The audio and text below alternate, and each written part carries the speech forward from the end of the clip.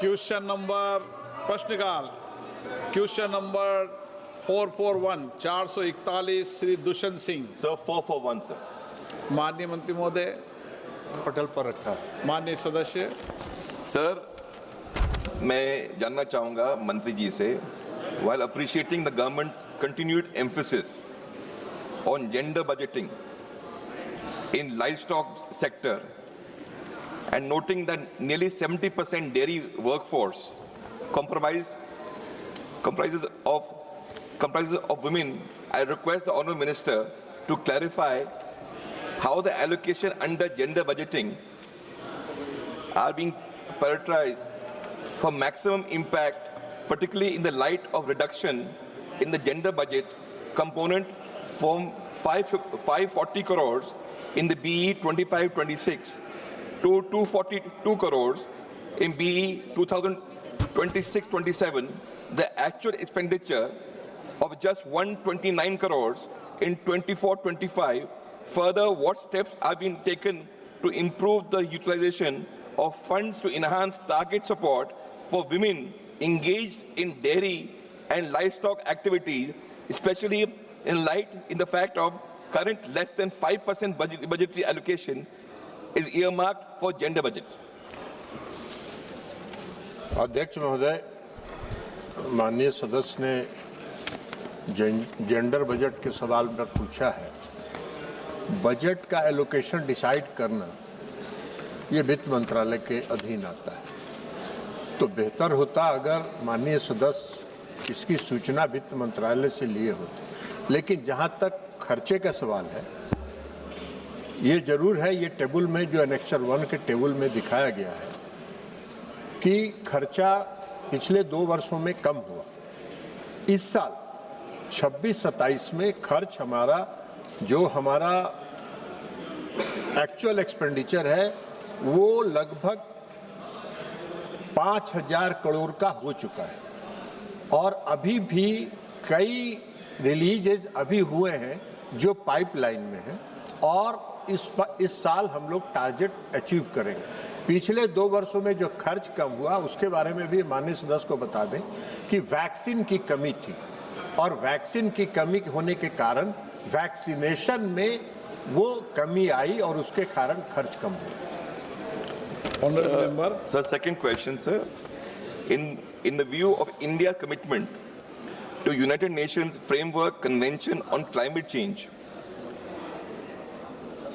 and the need to promote low carbon growth, whether the government is taking steps to reduce greenhouse gas emission, particularly methane emission from dairy sector through improved feed and energy efficient infrastructure, whether the strategies such as promotion of Indian cattle breeds, तो देसी गौ माता हैं उनको encourage कर रहे हैं क्या, which emits significantly less methane per animal vis-a-vis exotic breeds, whether initiatives are being undertaken to promote balanced feed of green fodder. Sir, मैं खत्म कर रहा हूँ sir, especially in light of studies of National Dairy Development Board indicating optimized feed practices and significantly reduce methane emission by 10 to 15% to improve productivity in farmer income. अध्यक्ष महोदय, जब आप मूल प्रश्न को देखेंगे तो ये पूरा प्रश्न ही जो बजट एस्टिमेट्स, रिवाइज एस्टिमेट्स और एक्चुअल एक्सपेंडिचर पर आधारित है। जो माननीय सदस्य का सवाल है वो इस मूल प्रश्न से एकदम भिन्न है। अगर उस मूल सवाल पूछने वालों को ज्ञान किसने दिया ये भी समझ लो। तो इसलिए अध्यक्ष महोदय, जब इस विषय पर माननीय सदस्य आपको पूरा जवाब देना ही पड़ेगा। सवाल पूछेंगे तो हम उस पर जरूर जवाब देंगे। Shri Kiran Kumar Reddy. Honorable Speaker, sir, thank you very much for giving me this opportunity. I would like to the Ministry, on behalf of State of Telangana, to ask regarding the proposals sent by the state government in this sector. In this connection, I would state that while some central share has been released significantly, balance amount totaling of 24,850 crores is been remaining. In the sectors like National Animal Disease Control Program, we have 3,880 crores. Assistance to states for control of animal diseases, we have 7,421 crores. National Livestock Mission, we have 12,300. Sir, 1 minute. 1 minute नहीं. Census.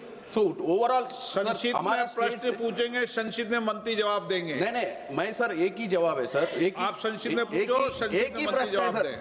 एक ही प्रश्न है sir. There is 24,850 crores का pending है sir Telangana के लिए. ये बताइए आप. तो इस चीजों में पेंडिंग है बोल के बता रहे सर मैं. तो I want the ministry to answer for this sir. Thank you very much. अध्यक्ष महोदय, जो भी राज्य सरकारों से प्रस्ताव आता है, हम लोग केंद्र की सरकार जो योजनाएं हैं उनमें हम रेकरिंग एक्सपेंडिचर के लिए कोई ग्रांट नहीं देते. हम ड्यूरेबल एसेट्स बनाने के लिए ही सहायता प्रदान करते हैं राज्यों को. और जो भी राज्य से प्रस्ताव आते हैं वो अगर हमारे मापदंड के अनुरूप हुए तो हमारे यहाँ प्रस्ताव रुकता नहीं है मंत्रालय में, वो अविलंब जारी हो जाता है. श्री नरेश मस्के.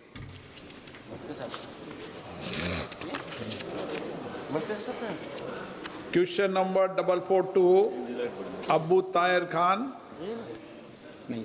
माननीय मंत्री महोदय.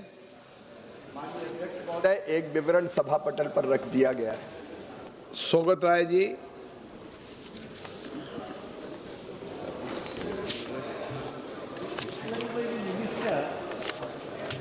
puts a lie on the government's oft-repeated pronouncement that it will double farmers' income by 2022.